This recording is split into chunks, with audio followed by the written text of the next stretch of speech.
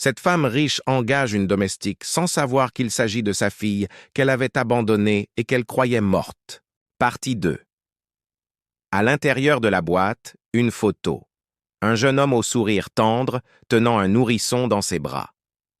Aminata s'asseyait alors sur un tabouret, caressait l'image du bout des doigts et murmurait d'une voix brisée « Mon bébé, mon petit ange ». C'était le seul moment où sa voix tremblait, où ses yeux laissèrent couler une larme.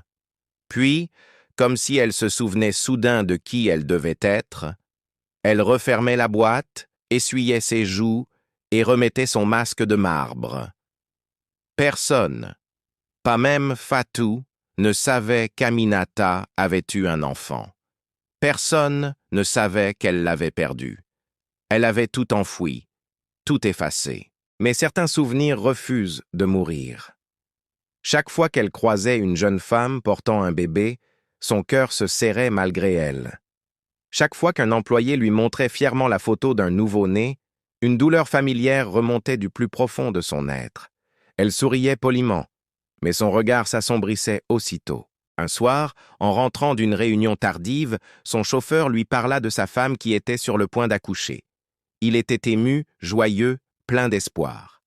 Aminata écouta en silence, le regard perdu par la vitre.